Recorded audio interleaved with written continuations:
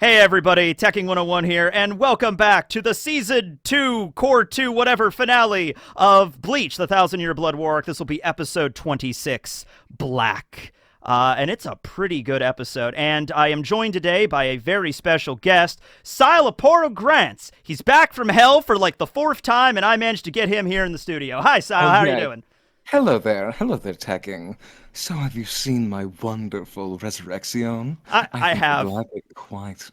Oh, you have you? Have you seen my brother around here? We need to do a lot of retconning, a lot of novelist retconning. I don't think did he have a brother? Was that retconned? No, it was the blonde guy. Yeah. For some reason they were brothers, and they explained it in the novels. Really shittily explained. But hello there, I am JLVA, or just JL, or if you look at me on YouTube, it's just JL Studio.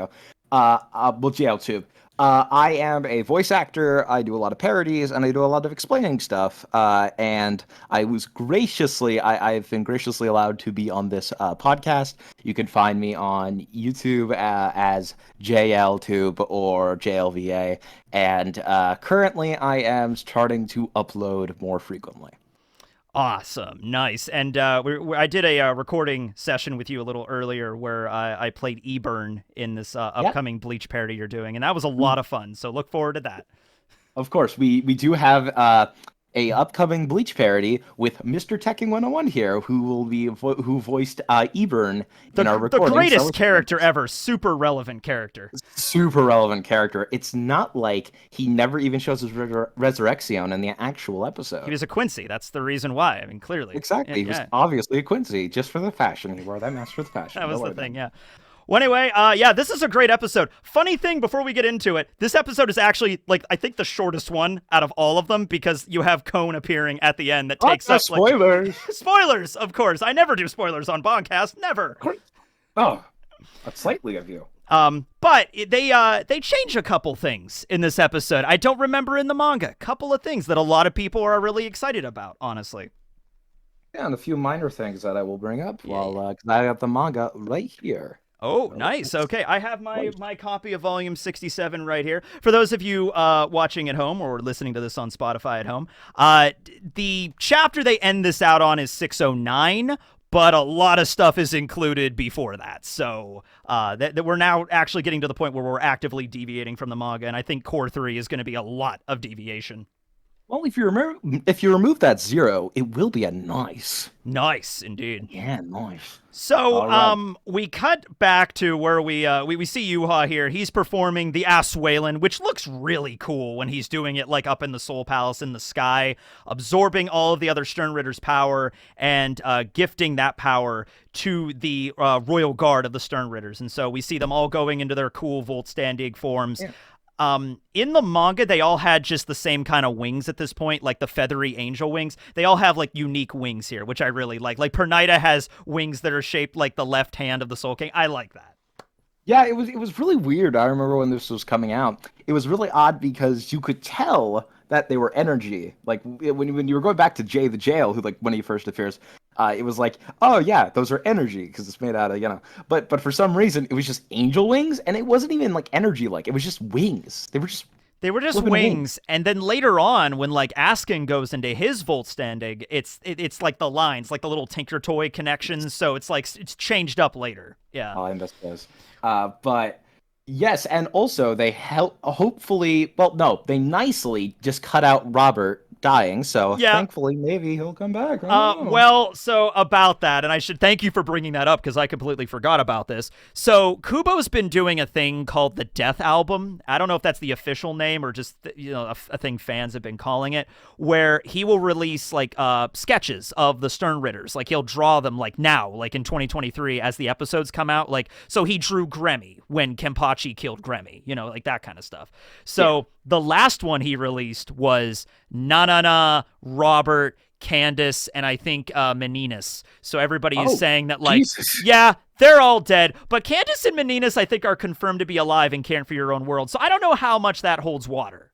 Yeah, it's really odd because, I was questioning this earlier because I was like, so the whole idea of the Ausweilen is like, oh, it takes away their ability to go Vollständig, and it takes away just like some of their power. It doesn't take away their Schrift, but it takes away, like a majority of the power that Yhwach gave them. Yeah. But it's really odd that it kills some of them, especially one like Robert, it was implied that he'd been there for a very long time. So it's like, it's odd that he would die, but Basby, who's also hit by it, just nothing happens. It's really random. You get hit with this attack. Sometimes it just rips off your flesh to bone. Sometimes it takes away your power, and sometimes it leaves a piece of silver in your heart that kills you like 3 months later. Like, just depending on how this goes. Yeah. Or if you're super chattily, it just doesn't affect you because you're so cool. Yes, exactly. Yeah, they don't go into their Vollständig later, Basby and Latato and everybody, but they still have their scripts, so it's like, whatever. Yeah, which is also odd because it's like, you think the idea that Yhwach could just take away, but he gives the letter to them. You think that he would take the power back in that he gave, but whatever. Anyway, so as soon as the Volts, they cut right to it. Like 1 second they're down, they come up with their wings, and then Lilia is just punching holes through Nimaya. And this shot in the manga, this was the moment where the Zero Squad's just done at this point. Nimaya gets pumped through a holes. Korinji and Kirio try to stop an attack. They punch through them. And then essentially after that, the Zero Squad is just pushed off screen, one-shotted off camera while Yhwa's fighting Ichibe. Yhwa eventually beats Ichibe, and then it's like, yep, that's the Zero Squad. We're not going to see them for the rest of the arc. They're just done.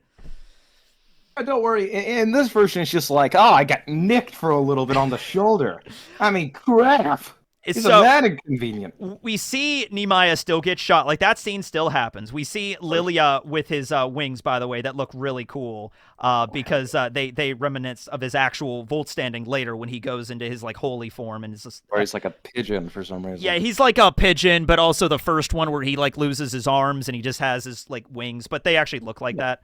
Nimaya brings up, this was something that was confusing to me the first time I read it. He's like, oh, okay, I get it. So Yhwa performed the Ausweilen power, and now through that, you have a stronger form of your ability that you used earlier. And Lilia corrects him and says, oh no, I've always had the ability of the X-axis. I just never had a chance to use it earlier. So that implies, like, he could have used the X-axis when he was fighting Nimaya the first time. He just didn't. To be fair, Nimaya did hurry up and just slice his arm off pretty damn quickly.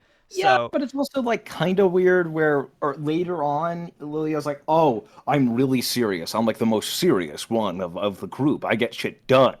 But now he's like, oh, I didn't really... I guess if you can look at it, like, Nimaya was just so quick, he didn't even have time to use his ability. It wasn't even that, like, he just didn't want to. He just didn't have time. The only thing that was kind of confusing is when he tries to shoot through the tree... And he's like, oh, I can't shoot through it. Like, okay, well, was he using the X-axis there, or was he just trying to shoot it normally, is the question.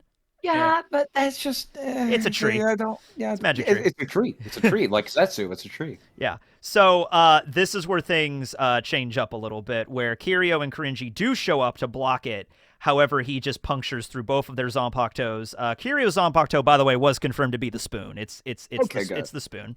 And then Lilia explains his power. It's like, I'm the X-axis. I perforate anything that's between the gun's, the muzzle of the gun and the target. And I choose what the target is.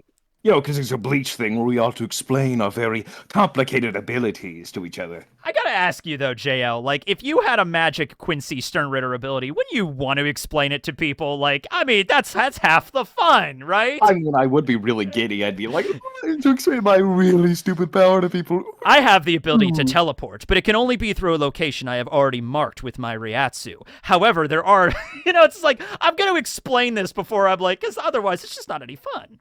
I have the ability to grow giant thumbs. It has no other power. It's just really cool. I have the power to turn blue. That's it. Anything else? Nope. I can make other things blue. Does that like make them explosive or nope? Nope. Just makes them blue. All right. But here's where we get to the fun part. So They queue up Invasion. Wait, isn't Invasion? Yeah, it's Invasion, which is a great OST. Love it. We get some of the original OSTs from the first, anime series of Bleach. I mean, they're in this, but it's like whenever one of those queues up, it's like, oh man, shit's live now. So holy shit. Shutara, they work like, they don't just lose their shit like the first time it happens in the manga where it's like, oh no, he could punch through anything, and then they all just kind of freak out. No, Korinji releases Kimpika, blinds Lilia, giving Shutara enough time to grab Nimaya, jump into the air, use her power to just patch up the wounds, like just takes yarn or wool and just shoves it in Nimaya's gaping heart wound and then stitches him up immediately. I imagine Korinji's like looking at us like, what the hell? My whole point is that I heal people. Yet you can do it too? My whole point is that I use my water and I heal people. So the thing with that is that I feel like because their bodies are so different from every other Shinigami, when they become Zero Squad, their bodies and bones become oaken. They literally, I think, explained the outfits that like Ichigo wears to go down, like Renji and Ruki and Byakuya, are made out of the flesh and hair of the Zero Squad. Yeah, which I will go into a little bit later because somebody was complaining. So I will say, while this movie is real, while this episode is really, really, popular, there are also a lot of complaints I've heard about it. So like I might bring them up later. Yeah, why not? I mean, it's last episode for a while, so yeah. And one of them was the title of the episode. I've heard like a lot of people be like, it's lame because it's just black, and I've heard a lot of people be like, that's just Kubo's style. That's like he names things very like sometimes he'll have really long titles. He names them like they would be tracks on an album. That's Kubo's gimmick. That's what he does. So there's some titles that are really like, oh, this episode's just, or this title of the chapter is just black because it's just simple. Like there you go. Yeah. Like there it is. I think it works. Yeah, it's fine.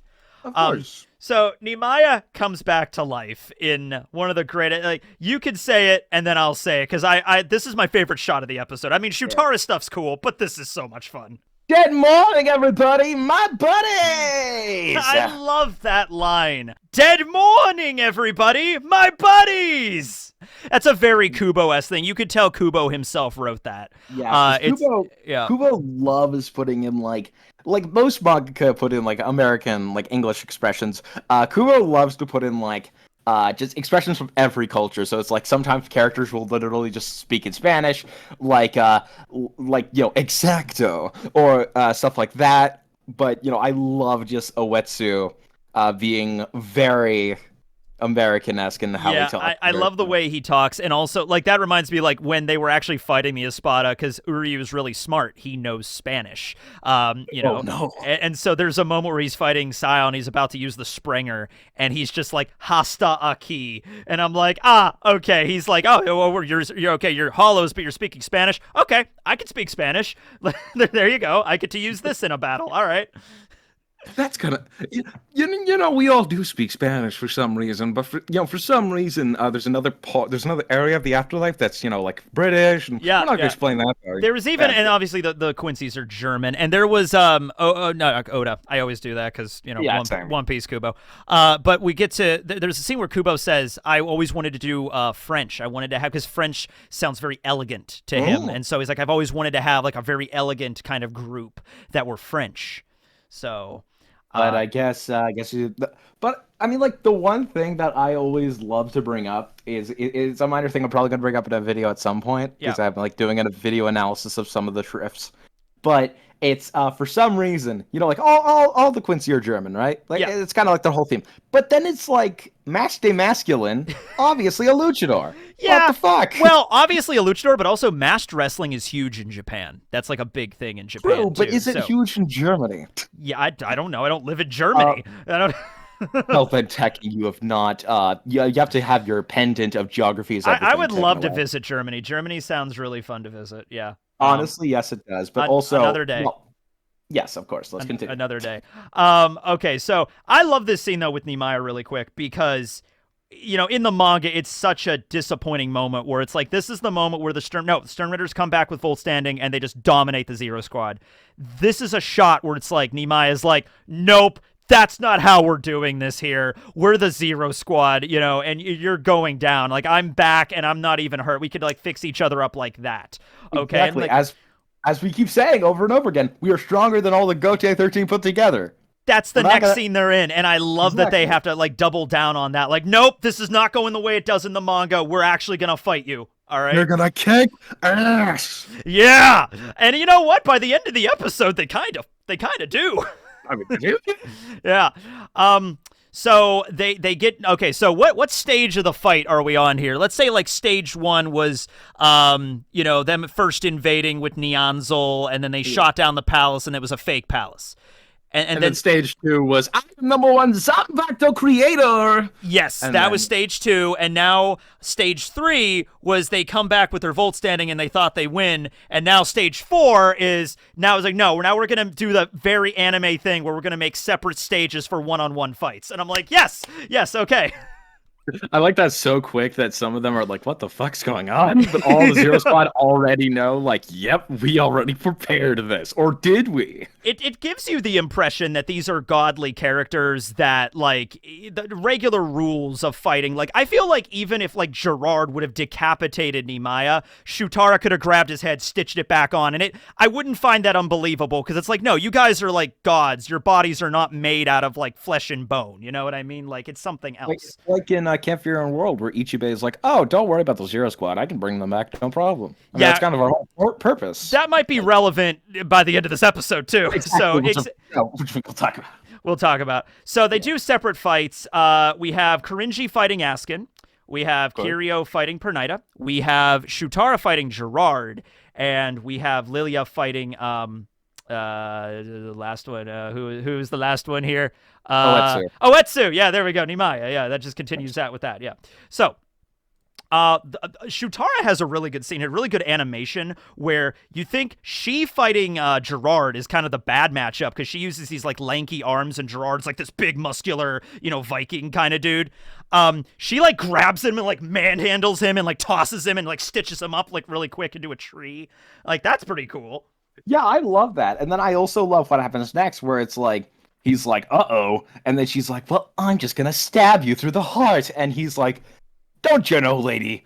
It's like, it's not going to work against me. That's too weak. And usually the anime thing is it does work. And that but it doesn't here because his heart's glowing and it is foreshadowing of a certain thing later with Gerard that we will learn, Yes, that he is the bearer of the heart of the Soul King, which I'm glad that this was established here. That was something that was referenced almost at the end. I believe by Askin that we think it's both Askin, where he was like, there's a rumor amongst the Stern Ritters that Pernita is the left arm of the Soul King and Gerard is the heart of the Soul King, but we don't really know. That's just gossip.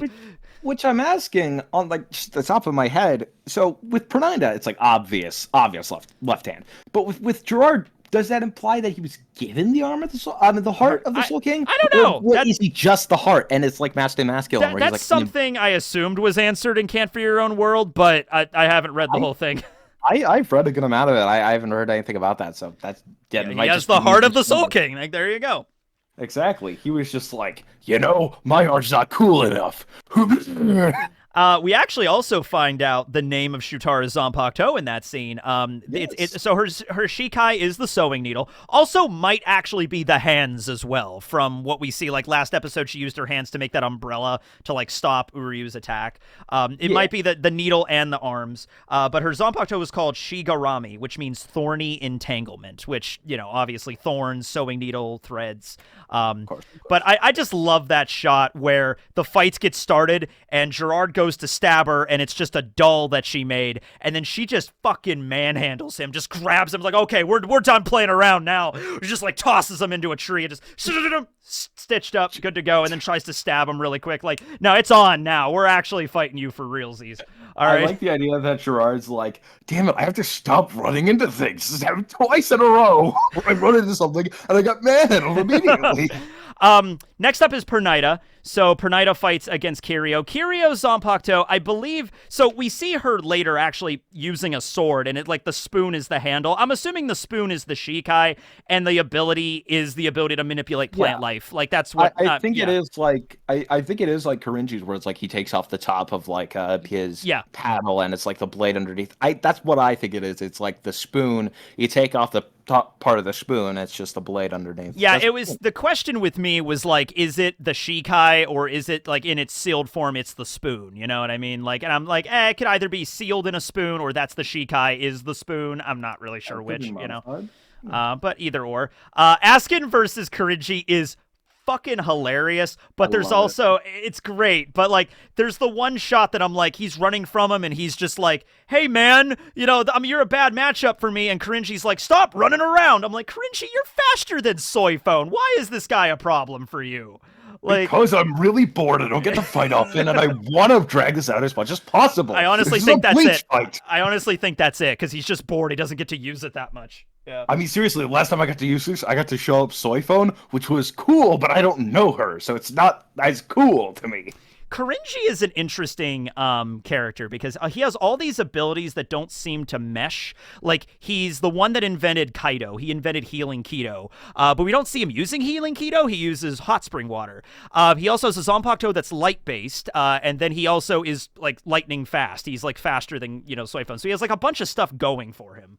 Yeah. Which I always found interesting is the one thing which a lot of people have been questioning, and this is like a big thing in general, is the whole when the Zero Squad was formed, because Ichibe, of course, when the original Gote 13 were rocking around, you know, Ichibe was already a member of Squad Zero because that was already a thing. Yeah. I mean, of course, might not been called Squad Zero, but everybody's kind of, including me, is like, was Korinji like around when that was happening? Because he was the teacher of, you know, of Unohana, yeah. of Unohana. So it's like what was his like allegiance? Was it just like, oh, I'm a wandering punk, and so it's like sometimes I help out, and then Unohana like sought him out after Kenpachi? You know, like, it was stated a couple times that, especially by Ichibe, I think in the very first episode of this, because Ichigo was kind of like chewing Ichibe out a little bit, like, hey, where were you guys at when everyone was getting killed downstairs? And Ichibe kind of implied, like, our job is to nurture or train or teach, not to directly fight. You know, kind of like they're like the absent parents of the Gote 13 or something. Yeah. So maybe Korinji was already in the Zero Squad, and it's just like, oh, I need to teach my healing technique to another, like a successor, so somebody else can have it. And Unohana was that successor, kind of like that. Yeah, that could be true too. But I also love the idea that he was like a wandering punk. Yeah, and he works. was like, you know, I didn't want to join the Gote. You know why? Because I thought they were a bunch of sissies. They're not something cool like that. enough for me. Oh my god. Nimaya fights against Lilia and is dancing around avoiding the shots. There is a kind of a silly scene where he's like, oh, you can't shoot me because Yhwach's right behind me. And it's like, yeah, but he just explained his attack goes from target to muzzle or muzzle to target. He's not going to shoot anything behind him. That's kind of the point. I like the idea that he was like, when he was about to fall and about to hit him, he's like, wait a minute. Did I get his ability wrong? Ah, crap. He doesn't remember. Yeah. Shit. But there is a good shot where Nimaya closes the distance and he goes to cut him with Sayafuse again, and Lilia has to use the ability he uses later against Shunsui in order to like become intangible so the blade just passes right through him, which is great because once again, the implication is the Stern Ritter were able to defeat the Zero Squad without using their strongest forms.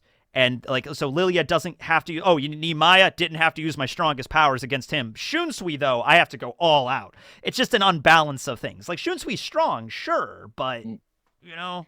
Well, with what we'll see later, I think they might retcon that they might not use their strongest forms just because of, like, a little change later from the manga, which, you know, is, like, kind of big. And also, yeah. I think that they are going to use their own powers, like their strongest forms, to escape... Of course. Shutara's Bankai. Like, that's how they're going to get out. Yeah. So, but they'll have to, that'll showcase they have to go through, they have to do everything in order to get out of that. Yeah. Exactly. That show's powerful. So we also cut over to, at this point, because this is, in the manga, this is the main focus of these chapters, is Yhwach fighting Ichibe. Here, it's other stuff going on in the background while we cut away to Ichibe fighting Yhwach here. So their fight continues. Ichibe uses a hidden Hado, which is the only time we see this in the entire story. There's like secret Hado numbers. Secret Hado number 3, Tepu Satsu, which creates like a giant, it's Iron Wind Murder is the translation. Yhwach tries to use Blut Vina to like, you know, invade Ichibe's body and like corrupt him, and he just flexes his mighty muscles to destroy that. It is weird where it's like there is something in the manga that's kind of like, it's stated differently. Because the anime doesn't have this line where for some reason, like, Yhwach says it twice, where he's like, I'm going to take your left half. I'm taking it. He's, like, saying it in a way where it's, like, really weird. Yeah. To me, where I'm like, I guess he's just, like, planning on ripping off half of his body. But and then Ichibe's like, as if you can have my left half with this. Yeah, And then yeah. like in the manga, it's more like built for tension. In the anime, it's like immediately like, what the fuck are you doing? Yeah, it's their fight is like just I remember just like initial some stuff that was a little off with it. Like I remember like in this last chapter or last episode when he slices Yhwach's arm or uses the paint on the arm, and it's like your arm is now R, and like in the English that's the only best way to do it, and it doesn't, it kind of sounds stupid. It works better in the Japanese, which is ude to u, just the one syllable. But yeah, it's like those puns that you always hear in anime where it's like it doesn't really make sense to us, but it makes sense to Japanese. Them. He activates his Shikai, which is Ichimonji, which is I think one stroke, or I think in the English version it's like one. It's the kanji character. for one. Kanji, it's Ichimonji, so it's like one. It's either straight line or one written character is the translation, and it turns his Zanpakuto into a pen. That's nice. It's a giant pen. Well, a brush, Tekken. A brush and a pen. It's both. Oh. Yeah. And he slices Yhwach's sword with it, and the sword loses its name, and so now it's at like less power because it literally loses its name. Did we ever get the name of the sword? No, we didn't. And I remember when I did the review, I actually made up a name. I can't remember what, because I actually researched it and wrote it down in German what it was called, but I think the translation was to cleanse, like the cleanser or something, which I think fits Yhwach. Because he's got that whole weird. I'm not gonna say is demonetization. Yeah, don't say that word, but it's like I'm being very careful not to. The Quincy's are very much like a particular German army that existed in the early 20th century in the 1930s and 40s. That was very controversial, and nothing else. We won't go into it. Nothing else going on about it. Yeah, but no, we never find out the name of Yhwach's sword, and now it doesn't have a name. So I don't know what you're talking about, man. JL, it just doesn't have a name. Yhwach never got around to naming it. All right. Wait, who was that person that you're talking about? I have no idea what you're talking about. He's a Black Ant. I know that guy. He's pretty weak, though. Yeah. Wait a minute. Oh, I think you're talking about... Yeah, that guy. Yeah. Oh, nice guy. So I mentioned this in the last episode, but I'll just bring it up again here. Remember way back in the Substitute arc when Ichigo's first going into his inner world and meeting Zangetsu, This one was a fuck up in the English dub. Where yes, it was. Yep. Say it. And I remember it was really funny because a few people called it out where it's like, because later on Ichigo's like, "What's your name?" Like, I'll learn it, and then it's like, but he already told you what his name was. Yeah. So it's like, yes. I guess Ichigo's very forgetful. There's a line where right after he says like, "It's me, Zangetsu," and Ichigo's like, "I couldn't hear it." So it's the same effect, but in the anime, in the Japanese anime, it's "My name is." Oh, and then in the manga, it's like literally like the speech bubble is like cracked. Like Kubo draws the bubble like it's cracked apart, so you can't really shattered. And I think this was retconned way later because I don't think Kubo had planned Ichibe way back then. Yeah, Kubo said in an interview like, the plan. He didn't say it was like planned out, but he was like, somebody asked him like, was that because of Ichibe? And he's like, oh, sure. Yeah, it was. It actually, totally. It's something that does come up earlier on in Bleach, like when he's learning Getsuga Tensho. It's like an attack is stronger when you know the name. And, excuse me, I remember when I read that or watched that the first time, I thought he's just being like metaphorical, like knowing the name, like anime, like you Kamehameha, like if you shout the name, it sounds cooler, it's stronger. No, that's very literally, that's like a metaphysical way that things work in the Bleach universe, where you know the name of something, it does give it more power. Well, that is a big thing in like Japanese culture too, where it's like names are very important and powerful. Where it's like, not a lot of people call each other by their first names. It's usually like reserved for people that are special and actually, stuff like that. I just realized also, like in a lot of cultures, especially like when you're talking about like, I'm a big D&D fan, and this isn't just in D&D, but the aspect of it comes about from like true names of demons and things. You know what I mean? Like if you say the true name of a particular demon, it's like, oh shit, and now you're giving that demon license to like possess you or something. Like that is a big thing in. Also, The Exorcist, where it's like that. Oh, yeah. Pazuzu. Which is such a... I love The Exorcist, but, like, man, it's Pazuzu. I'm like, all right. Yeah, because the second movie always, like, it says it, like, 50 times. Pazuzu! Yeah, it's so goofy. Ash! So, he slices the sword. The sword loses its name. And... Ichimonji. and just explains, the power here. With that nameless sword and that nameless cross, you can't hope to defeat me. Which is something I'm gonna bring up really quick. Yeah, go ahead. This is a weird thing that I was thinking about earlier today. So I do like that where he's like, even if I use my Bankai, you can't steal it because I covered up the cross. Yes. Yeah, but also it's weird later because of Senjumaru's Bankai, where I'm like, why didn't? And I know it's like, oh, it might be too powerful. Why didn't anybody try it? Where it's like, oh, I'm gonna steal your Bankai. Why didn't anybody try it? Like the elite guard, like the Stern Riders? Why didn't anybody try I think they were just too like, what the hell is this? Like, because like reality was literally unraveling around them. They were like, yeah. Also, Nida's too sharp for that. Also, to bring it up, I mean, the whole Bankai stealing thing kind of just is stupid. I mean, yeah, well, they didn't really do anything with it beyond it's like, all right, we have the ability to steal Bankai. It's like, okay, that's scary. And they get it back almost immediately, and there's nothing else that's ever done with it throughout the whole arc. It's just like Yamamoto's Bankai never comes back. It's like, oh okay. I had a big thing the other day where like a bunch of my friends were like, we were in a call and they were asking me a bunch of questions about Bleach, and one of them was like, oh, do they ever explain like how Yhwach and like all of them knew how to steal Bankai? And I was like, no. It was a good hook to get the arc started. Like, we are now, like, all the Shinigami have Bankai. Well, what if the enemy could steal Bankai? I'm like, ooh, that would be bad. And it's like, okay, well, they got it back. We're good. Explain it, though. We're good. We're good. They can do it. It's also unfortunate because, like, Bambi never got to use Tokujo Tengen Myo. Let's see, BG9 never used Jakuho Raikkoben. Yeah.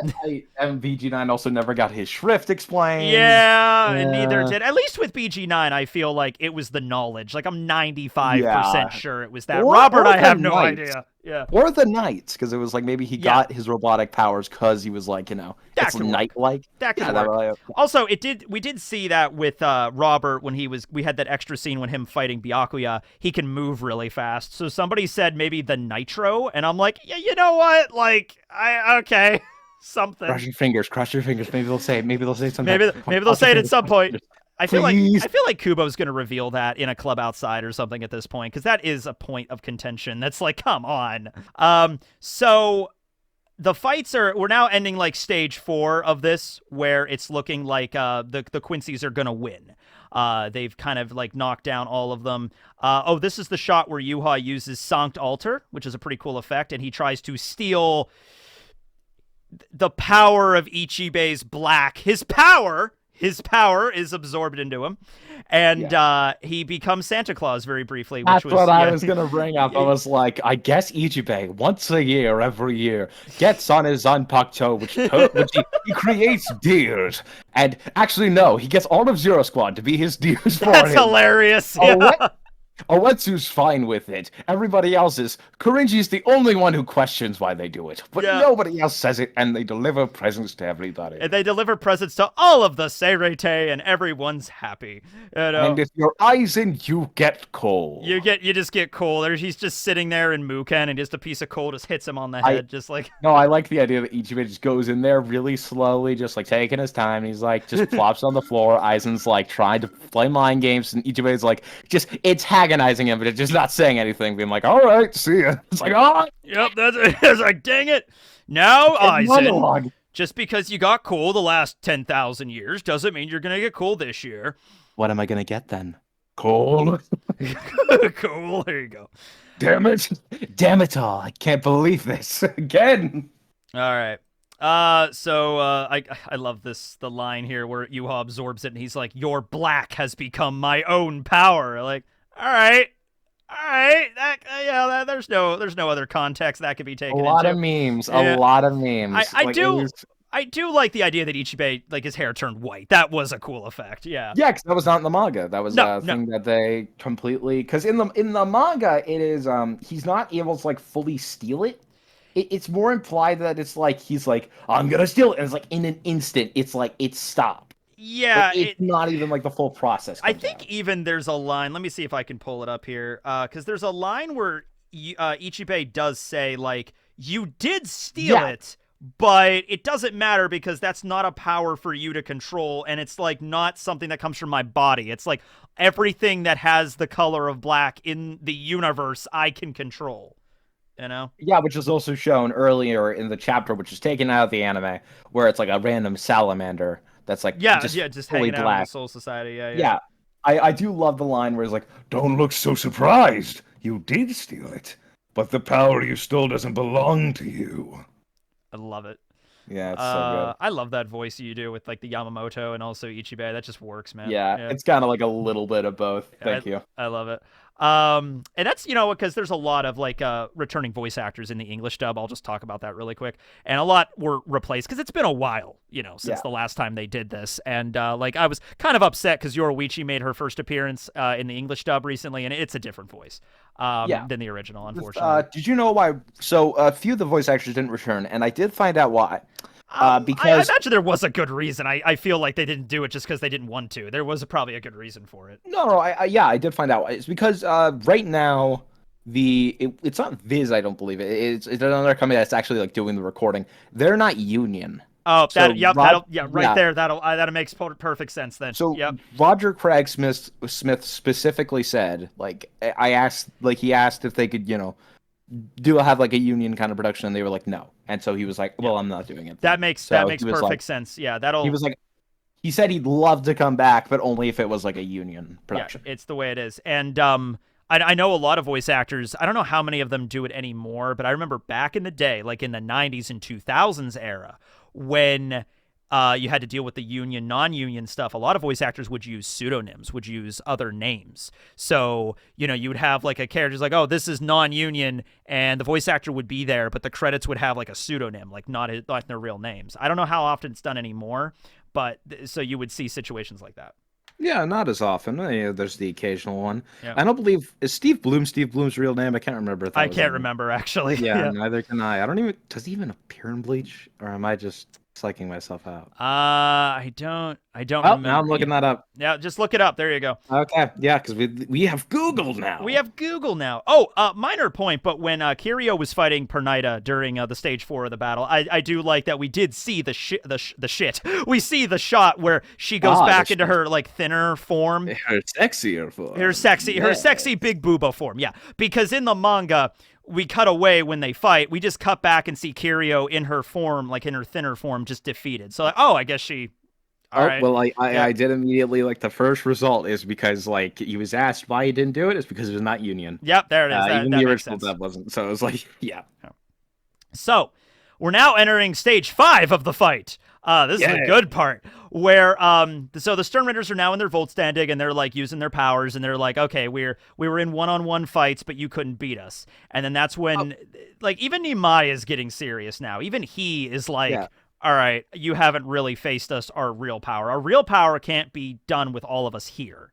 So he points at Shutara basically, and is like, okay, Shutara, you're going to be the one to finish him off. And even she's like, oh, are you sure you're picking me? And it's like, yeah, you got 1,000 arms, so 6 people should be easy. Implying that like they all have individual specialties with their Bankais, and they've determined Shutara's is probably the best for dealing with this particular threat.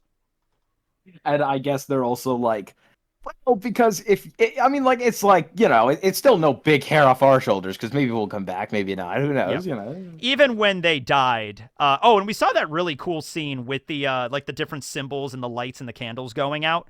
Because they're each generals of like east, north, south, west, and everything. I assume that was like the different cardinal directions going out. But it was weird because I think Shutara's was north, and the only one left was west. Yeah, that is like, it's so I'm just gonna bring this up now. Yeah, like the whole discussion of like them coming back. I did have somebody tell me they did not like the idea that like Zero Squad could come back after she uses her Bankai. Which I disagree with, because I feel like that would make them kind of useless. Yeah, as a fighting force, it would be like, okay. We gotta use our Bankai once, and then she's just like, okay, well, I guess we have to form another Zero Squad. We have to replace a whole nother Zero. They start putting out job applications in the Seirete, like... And Pachi looks at it, he's like, I can't read. Damn it. Only a Tsuru could read. And in reality, she couldn't read, so it was, damn it. and the only one who really wants to get the job is Shuhei Hisagi, but he gets one shot off screen, so he doesn't get it either. He gets one shot like 10 times. It's really sad for Shuhei. And then it's one of those things that like in general where Kubo is like always like, oh yeah, Hisagi's one of my favorite characters, and I'm like, you don't say. I couldn't tell. But it's also like every time you're writing through the story, he gets his ass kicked. It's like, Jesus, dude. He's his favorite character, but he loves drawing him getting his ass kicked. It's like that's why he's my favorite character. The expressions of terror and anguish on that guy's face when he gets curb stomped is just so good. Well, also, he could not be his favorite character. You know why? Because Kubo loves to draw people's arms being ripped off. That's a big thing with him. Yep. And Hisagi's arm never gets ripped off, so I just don't think he's his favorite character. Oh, no, that's confirmed there. But yeah, what is, do you know what the symbols actually mean? I do not. So I don't know either. I was asking you. I was like, do you? I'm like, I don't know. Maybe I do. But I would assume like north, south, east, west, and they slowly go out. But Shutara was north, Korinji was east, Kiryu was south, and Nimaya was west. And the only one remaining in the chart is the one on the left, which should indicate west. But which is also kind of odd because it's like I guess Ichibe doesn't apply to that, which is fine because sure. I mean, he's above all of that. Yeah. Because he's technically he was never really a Shinigami in like the traditional sense. Yeah. The only question I'd bring about that is like Kiryu joined recently, like 100 years ago. So there just wasn't the South until 100 years ago, and now are they set on 5? They can have no one else other than 5. Like that's the set number. No, we did have a member. His name was Frank, but he was really he wasn't really up for the whole Zero Squad thing. He was really non-union, that Frank. Yeah, there you go, poor Frank. You know, honestly, that's another aspect of this, though, why them coming back, I think, makes a lot of sense, because when you become a member of the Zero Squad, you kind of give up your freedom to be the extension of the Soul King, and you're there to protect him, okay? Yeah. So your life doesn't belong to you anymore kind of situation, you know what I mean? And so there's this really dramatic scene where, Nimaya, Korinji, and Kiryu all like kneel down, take out their Zanpakutos, and all slit their throats at the same time, and then the lights go out, and Shutara activates her Bankai, which has, do you know the name, JL? I got it. Totally. By the way, the name, the dramatic, the gravitas to this, like they all die, and then Bankai, prepare yourselves. Shatatsu Karagara Shigarami no Suji. It means crossing of the old woman's gate. Kala's corpse and thorny entanglement.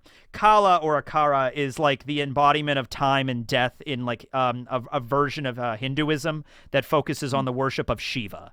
So well, it was. Yeah, I can also see that as like the whole theory right now is like it's supposed to show you like your death, kind of like it's supposed to foreshadow all their deaths in the future. Which I don't fully like that because I'm like I don't think it makes sense for all of them because it's like what does Urios mean if that's the case? I guess you can kind of see it, but like I never interpret it like it could see the future. I just interpreted it like it's gonna kill you. That's the best way to kill you. With Shutara's ability specifically, and I brought this up before we started recording that a lot of the Zero Squad a lot of the Stern Ritters are hard to kill. You have Askin, who's stated to be immortal. You have Gerard, who, Shutara tried to kill, but he has the heart of the Soul King. That's going to be a bitch and a half to kill that guy. So instead they went with Shutara's ability, which is just a sealing power, but you're sealed for like ever. So it's like, all right, we're not going to deal with trying to kill you. We're just doing this. One of the things that is like, it's kind of dark, but I think would be kind of funny if it's like one of the Zero Squad where they're slitting the throats is like, it doesn't kill them immediately. So they're like, everybody in the elite squad is like waiting, and they're like, sorry, gotta press it a little bit more. Can you help me out here? It's like, okay, sure, yeah, I'll press it in a little bit more. Thank you. It's like, should we be concerned? No, don't worry about it. Don't interfere. This is Bleach. We can't. There are 2 rules. You can't interfere when we're powering up, and we have to explain our abilities. And you would be messing with both. It's like, okay, fine. All people, villains, good guys, they all agree those are the rules, and they're going to stick by them. You know what I mean? Yeah, even someone like Gin or Aizen. Yeah, even Maste Masculine was really nice in listening to Rose before he fired a laser through his chest. You know what I mean? Like, so bullshit. The Rose was an idiot on that one. I'm sorry. So here's the thing. So Shutara's Bankai, oh my god, a lot of things to break down with this. Number one, do you think this was her original Bankai, or it got obviously like it got turned into something like ungodly powerful because of their blood pact as a Zero Squad, you know? So my opinion on it is, I think that is original Bankai. Oh, really? And Yeah. I think that is one of the reasons. It's not just the creation of what they create for the Soul Society. I think that's also just, it might be, and it's also a coincidence. That's why I feel like it's so sparse whenever like a Zero Squad member is chosen, because I feel like the point of it is they are so powerful that maybe the Reo or Ichibe is like, we don't think we could really like trust you to stay in the Soul Society, even if you're a member of the Ghost. We don't think we can really put our thumb on you and just like keep you in line. Your power levels are getting to the point where it's like, all right, if you decided to rebel, like even like look at Aizen, like I guess they didn't get to Aizen quick enough. They should have like go this way, gets to. It was all missed. Don't worry about it. Yeah, exactly. Well, yeah, because Aizen had this massive amount of like subterfuge and everything like that. But I could see that with like other Shinigami getting strong to the point they could be measurably strong. It's like, all right, we need to get you up here. So But that does always make me think, what is Ichibe, like, what's his opinion on, like, all of the royal families on Pakuto? Yeah. Because it's, like, it's something that I also was, like, thinking of, because, the Suniyashiro family, their whole, like, the whole Zanpakuto is, like, its whole ability is it can copy other Zanpakuto abilities. Which is broken in of itself, but all right, continue. Yeah. Stupid. Yeah, I'm also like, how does that work? I guess, okay. And then it's also like, so, of course, Sukanata, like, his whole thing, what he's doing right now, exactly at this moment, is he's killing his entire clan. So he wouldn't see what's happening.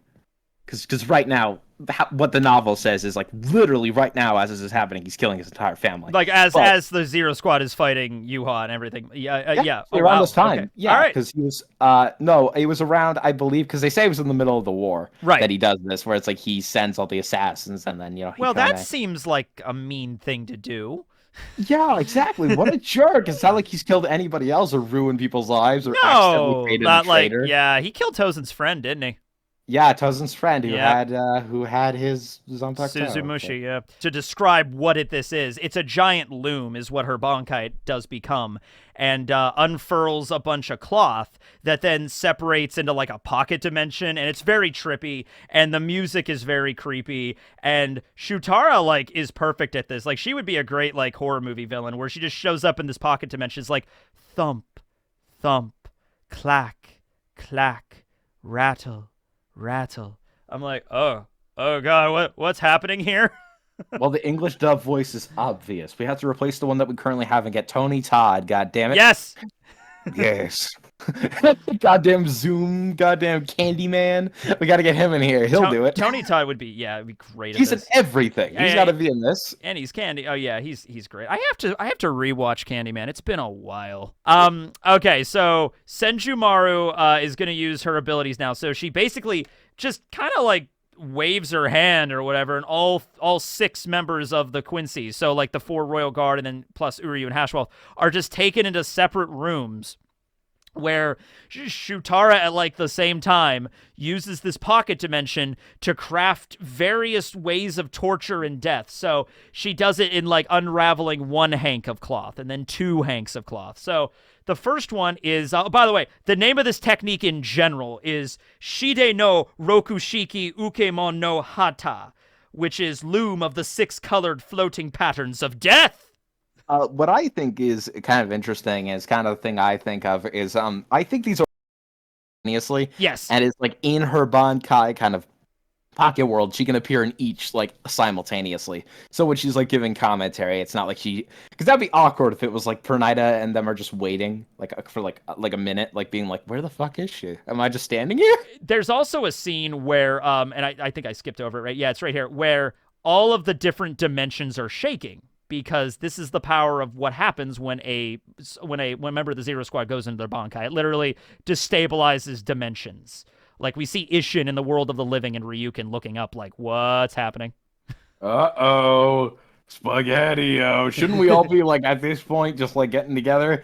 Maybe, but I mean oh my god, I feel like everybody in like Kisuke's shop is like, why didn't we go up there? Even though one of us is literally the commander of the Keto Corps, we're just gonna ignore that. I'm just noticing something by looking at this shot of Isshin at the Kurosaki Clinic. We see the hours of the Kurosaki Clinic, and it's open from 9 to noon. Then he takes 2.5 hours off for lunch, and then it's open until like 7 o'clock at night. Yeah, that's kind of a shitty clinic. It's like, yeah, if you have a problem at like, it's like I'm 2.5 hours lunchtime. You know, that's how it is. All right, it's 2.5 hours of me mourning my wife and like really creepily touching this poster, well, and then another 3 hours of me throwing my fucking kid out of a window. maybe he's picking up like Yuzu and Karin from school at that point. Like I don't know. Or he's beating the shit out of Ichigo. Yeah, maybe Isshin's not a bad dad. He's an all right dad. All right. He's an alright dad. He's just kind of stupid. Yeah, I love that. Yeah, but what can you do? He's tried his best. So the Zero Squad. This is how they go out in the manga. They just they defeat the Zero Squad pretty quickly. In the anime, it's completely reversed here. So the first one is Lilia. So this is a very like Twilight Zone-esque like ironic deaths that they each receive, which is pretty cool. Rod Serling comes out of nowhere. Yep. He's in Jamar. Oh yeah, her Bankai is Rod Serling activating the Twilight Zone. Exactly. You walk into a dimension, play the song, even though it's copyrighted. You walk into this dimension, and you enter in the Twilight Zone. Lilia gets a bunch of eyes focusing on him, like a bunch of like a funhouse mirrors activating, and he fires at Senjumara in the mirrors, and they just all bounce back to him. So he's just pumped through. He just shoots like himself like a bunch of times, and that's how he dies. Then it's the second Hank where you have him her appearing as giant like forms of herself over Askin. And I love this one. She turns into like an Iron Maiden, like the cloth turns into steel with spikes that like stab Askin in the feet. And he's like, wait, what? And then these cloths just like unravel, like it's made of yarn, but also like steel. And they just cover him with layers of spiked metal like an Iron Maiden and just trap Askin. Like the most human reaction where he's like, oh no, oh God, please, I don't. Yeah, and it makes sense, though, because it's like, all right, I can't kill you because you just can't die. I'm just going to wrap you in steel, iron, and spikes, and you're just going to be stuck like that the rest of your life. Like, there you go. Oh, also, to say, like, with the whole differences from the manga, really quick. Basically, so, later in the episode, when Ichibe supposedly defeats Yhwach, there's a shot of Hashwolf, and he sees what's going on. And so it's like, at this point, when this is all happening, none of this happened, of course, in the manga off-screen, even though some people are saying that. Mm-hmm. No, this would have never happened. It's mostly just like, because Hashwolf is already free. And it's not like this happened off-screen and then they got out and then defeated the Zero Squad. I don't think that's how that's going to go, no. Yeah, of course, because it's also happening simultaneously. And also, I would love to imagine just Yhwach looking down. He's like, what the fuck is happening down there? It makes more sense now that you have to like, okay, 3 of them had to die to activate Shutara's. Then they're going to all break out probably and defeat Shutara. And it's like, okay, that's why the Zero Squad aren't around when Ichigo's and the Shunsui's team shows up. It's like they're all dead. Now they could come back, but they can't. That process takes time. It's not like as easy as Ichibe coming back. Exactly, because originally I was like, oh, it's a trope I really fucking hate, where it's like, oh, the villains were so confident, we're not just gonna immediately intercept you, we'll just give you time. But no, I think this makes more sense, where it's like, we're just like, we're dead. I like it. I like it. Makes sense. Per Night is up next, and his is the third Hank of the Bowels of Black Sand, which just makes a bunch of sand. And you actually see Pernita trying to use the nerves to like activate its power, but the idea is like this is the death for Pernita because it can't really manipulate the sand. It's like too fine. It's not like an object that it can actually like move around like he does later. So he just gets buried in the bowels of this sand. Then Gerard, this is actually a little bit of a foreshadowing for what happens later against Toshiro. He just gets frozen. He just gets wrapped in cloth that turns to ice, and his body just freezes solid. I hope this doesn't happen again! Yeah, I hope this doesn't happen to me! And it's like Shutara's like, all right, you have the heart of the Soul King. I'm just going to freeze you to the core. Like, oh no! We see him frozen. The only time... I hope this doesn't work by a technique that never works on anybody except me! Except me! Oh. Hashwolf is up next, and his is just he gets lit on fire. Pretty basic. Just to be fair, out of all of them, because all of them are like really like this is your weakness, or this like works. Hashwolf is like, no, it's fire. I feel like that one's no. There's actually a thing that ties back to his backstory, Jay. Yeah, okay. I wasn't thinking about that. No, yeah, it's actually mentioned when we get the backstory with Hashwalt and Basby. And it took me a while to get this too, but it is mentioned that Yhwach burned down the entire like forest that he lived in with his uncle, which might have actually been a good thing for Hashwalt because it was implied that his uncle like bad touched him growing up, like he was a really shitty uncle. So the idea that like, oh yeah, Yhwach burned down my entire forest and killed my uncle. So overall, it's been a pretty good day, I have to say. It's like, well, my family's dead. How about you join me? And there's that weird random kid over there named Robert. He has a mustache already. Yeah, it's just Robert, Basby, and Hashwalt to conquer the world. Exactly. Robert kind of got the short stick there because Basby and Hashwalt stayed pretty young in like that cryogenic stasis, and Robert was like, the cryopod didn't work for me. I like the mustache. That's why I let myself grow older. Yeah, but Hashwolf gets lit on fire, so that's neat. And then we have Uryu's in the last one. So the way that this is described, I think, the most is because Yhwach just did the Aswalen, Senjumaru takes that as inspiration for this piece of cloth, where it replicates the Aswalen and absorbs all of Uryu's power and like rips. That's how he dies. He like drains of all his Ryatsu. That's the implication, I guess. I've seen so many different like interpretations of that, where it's like one of them was like it's supposed to represent how Uryu is going to be like overtaken, like in one way could be overtaken by like the idea where it's like he wants to get revenge for his mother. Spoiler, that's his motivation, which is kind of weird. But basically, well, I mean, it's just kind of not mentioned. It's very it's a lot of stuff with Kata and Katagiri. Hopefully that will be explained better in Core 3. Yep, definitely. And then, but it's kind of like representing that, like, he's going through all this, he's severing all his ties with all his friends, but in the end, he's not going to get what he wants. He's just going to be enveloped by the idea that is the Quincy. That's basically what I've heard. That's, like, the biggest explanation I've gotten, but that doesn't really explain what actually happens there. Yeah, so it's like, I feel like they could really do some stuff with Uryu's, like, motivation for why he's here, because like in the manga, the way I read it and interpreted it, it was like, okay, Uryu is obviously a double agent. He's still on the side for good. So it's played up like a little serious. Like, no, he's not a double agent. He actually did go over to the side of the Quincy's. And then at the end, he's like, no, I was a double agent the whole time. It's like, yeah, no shit. Like, obviously. I was a double agent. Was that supposed to be a big revelation? Because it wasn't. Like... Wait a minute. It's like, wait a minute. Hashworth, how are you able to discern my plan?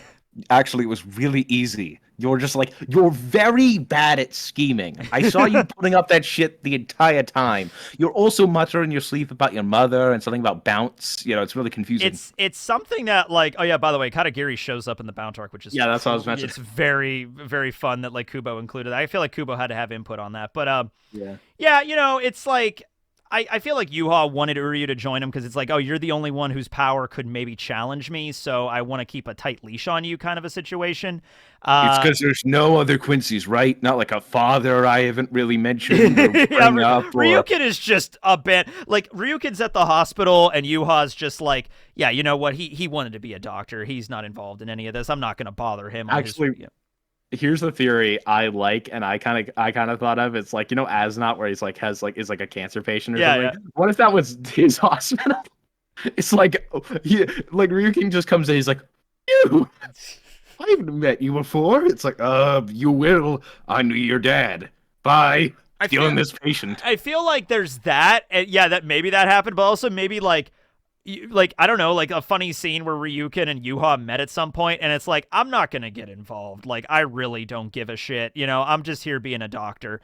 And Yhwach's like, all right, I'm stealing your son then. I'm like, all right, maybe I'll show up at the very end then. Okay.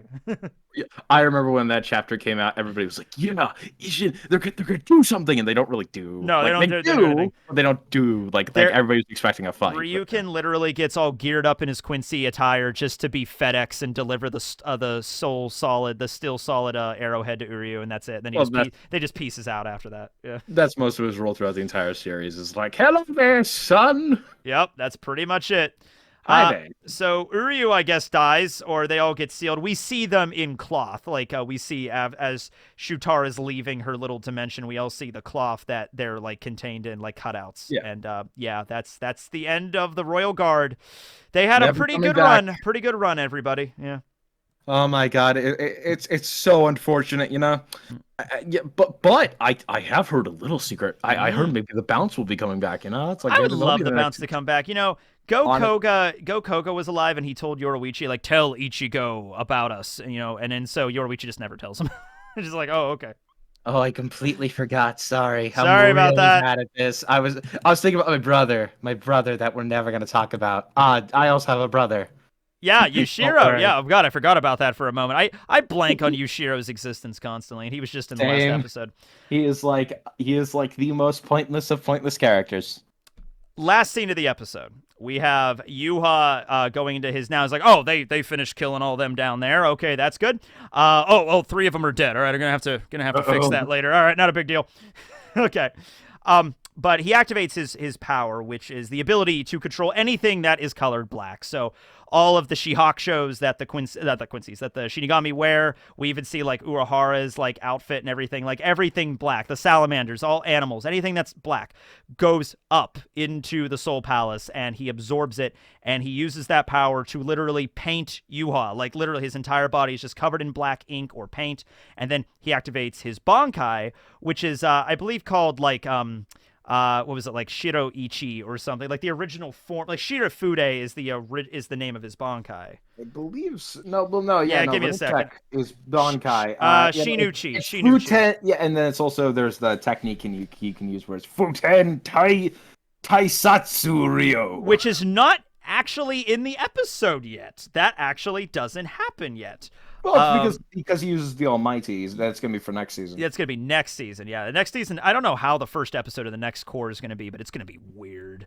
Maybe they'll explain why the fuck Ichibe was like, I'm going to, you won't be able to get the Almighty back till you're dead, till you die. But for some reason, I didn't think about the whole prophecy thing, even though I should know about that. I guess, I guess you could just say the prophecy didn't exist until they made it up. It's just like, oh, there's a prophecy now. He's going to be back in 1,000 years. Oh, well.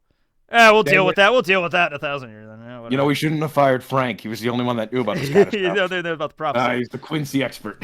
But so before Bankai existed as a term, it was Shinuchi, which meant true blade, which makes sense. And then Shirafude is Ichimonji's Bankai, white brush. And so pretty basic power for Ichibe. It's not really hard to understand. The Shikai removes names, and then the Bankai writes new names or new characters. So he coats Yhwach in black, flips into Bankai, uses Shirafude to paint the kanji for black ant.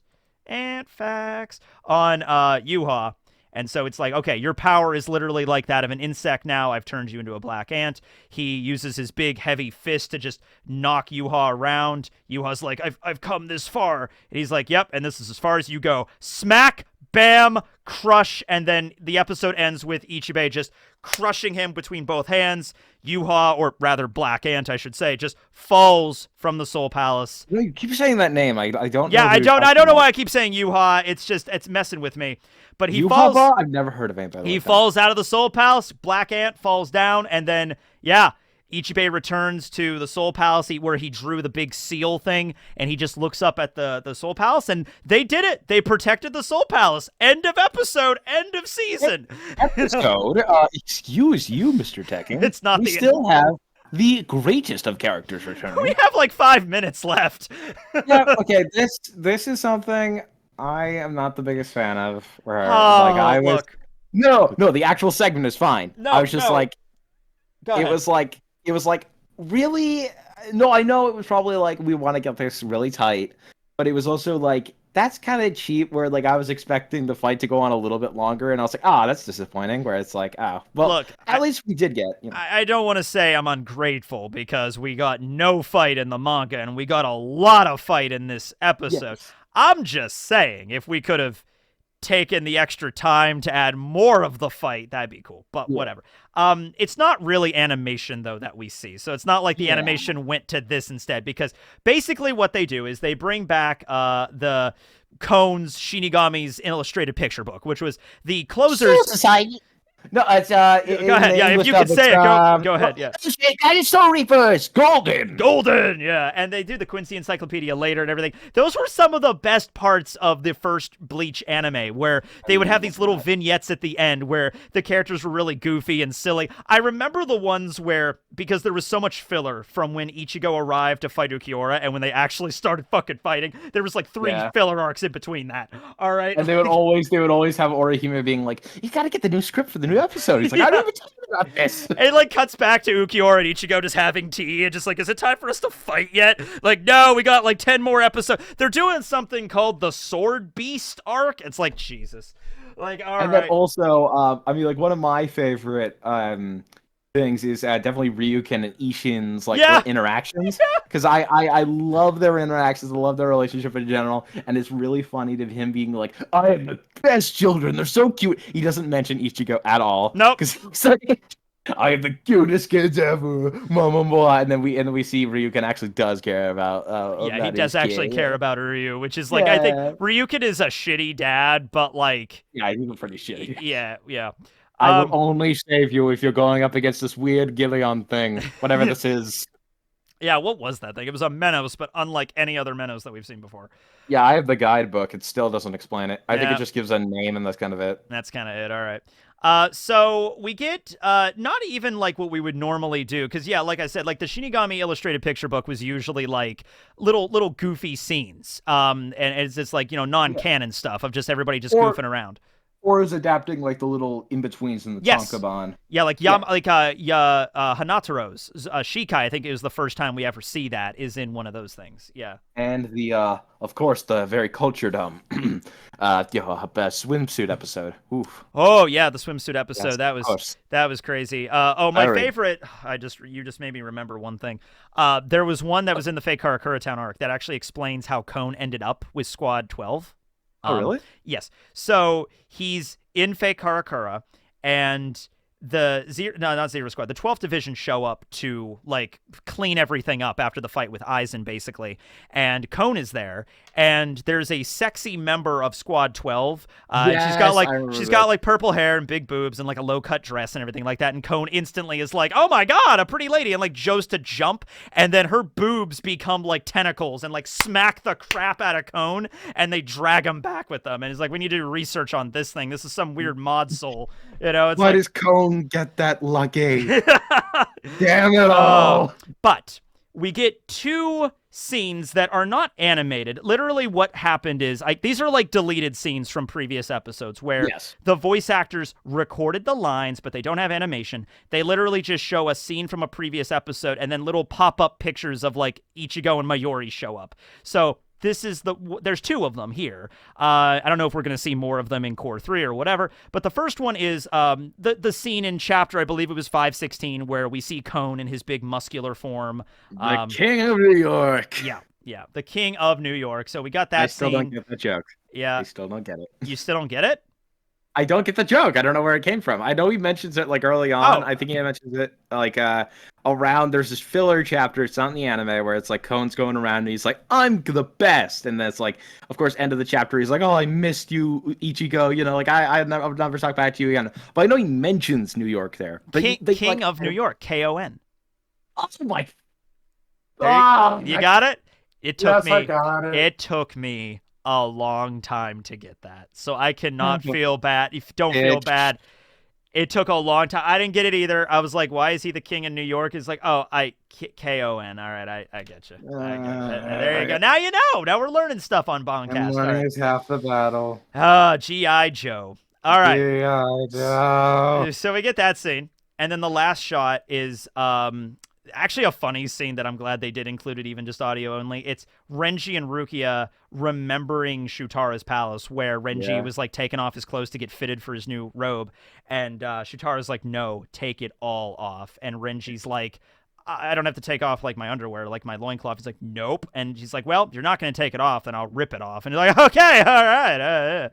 I do like that Rukia's like, "Don't have a flashback about it. You were just saying you hated remembering it, but you're having a flashback." The implication is, if he has such a traumatic memory of this, it actually probably happened. Like, Shutara probably just popped it off, took some measurements, and popped it back on, and Renji's like,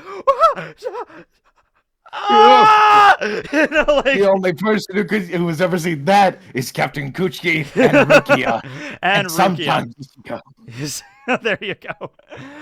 But yeah, I'd say she actually did that. So there's 2 scenes that are not really animated, but you get to hear the voice acting because it's like a radio drama. So I'll go with that. Is Radio Cone, baby, after all. And yeah, that's all for today. That's how we end the core. That's how we end the season with Cone. Okay, all right.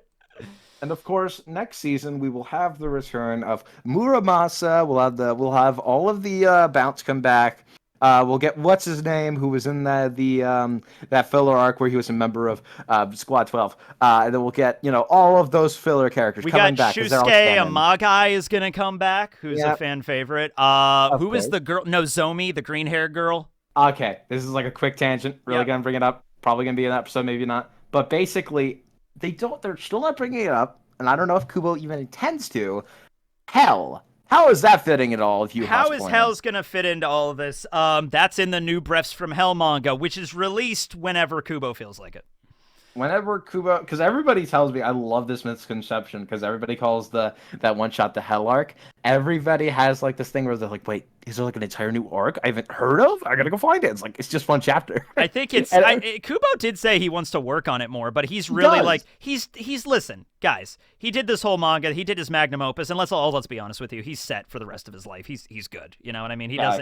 He probably, after working 15 years on this, was probably just like, all right, I'm done. I'm gonna spend time with my family now, Exactly. He's gonna have those awesome shades. Yeah, he's gonna have his awesome shades and live his life. And it's like Oda after One Piece finishes. Oda doesn't need to do anything else for the rest of his life. You know what I mean? Like now he will, I'm sure, but he doesn't have to. He's good, And of course, we're gonna get that new Ryuma movie. Oh yeah, which are probably gonna change a lot, because it's like, if we're gonna fit this in the One Piece, we're gonna do. Well, they're doing Monsters, which I don't know if they're gonna do like just a straight adaptation from the manga, or if they're gonna add probably not. Yeah, add there are like a few things where I'm like, that I know it's a few hundred years ago, but I don't think that really works for One Piece. We gotta see, but that's for the One Piece podcast called we're not Talk Piece. No. Well, that's a thing, Teching. You had to do it. Somebody actually gave me a name that's really good, and if I ever did do a One Piece podcast, I would have to call it this. It's Conversation Hockey. Son of a bitch, it's even better than blue hockey, and brown hockey, and off-screen hockey. Conversation Hockey. But anyway, hope you enjoyed this episode of BAN-KAST, everybody. I'll be back next core whenever that's up. It was like 7 months, I think, from like December to July, so maybe this time in May of next year we'll catch back up to this. I don't know, but signing out, and Jay, let them know about JL, let them know about you and everything that you're doing. All right, so I'm JLVA. So I have an Instagram. It will be linked down in the description. I have a Twitter. It will also be linked down, and I have a YouTube, which will also be linked down. I do internet parodies. I write for British series. I'm a voice actor. Do requests. I also explain shit really weirdly, because I'm a very tangent-y guy, and I love horror movies. I love you're gonna get a lot with me. And right now I have a Yhwach and Aizen parody already on my channel. Very short, very brief, and there will be one with Tekking soon. Yes. Which will be soon, of course, and I'm really excited about that one. Editing that's going to be hell, because it's, But, and then we're going to have a few other ones in the future. We're going to be recapping certain arcs, and this is like a maybe, we're thinking about doing a possible Toriko abridged. Ooh. So that might be in the future, which... if we're able to actually edit the anime down so it's not, complete shit. We'll see where that goes, yeah. Exactly. But also, so just check out my stuff. Tekking is really gracious, so also check out his stuff, because you're already on this channel, so you're already on this channel. Although some people will message me, like, every now and then, kind of, some of them are, like, genuinely, like, curious. Others are just kind of like, he's like, I can't believe you gave up Bleach, Tekking. I'm like, I have a separate channel for it. Oh, all right. It's like, there it is. I've had people who like hey man, not everybody could see what it's fine. Yeah. I mean, I started out as a voice actor, I did a lot of really stupid stuff, and now I'm only just now uploading stuff to myself, so it's weird. But also, yes, let's close out the episode. Close it out. Later, everybody. Later, everybody. Have a nice day. Have a nice night, and watch out for Senjomaru because she's gonna be killing you in your sleep. Yeah, she can murder you.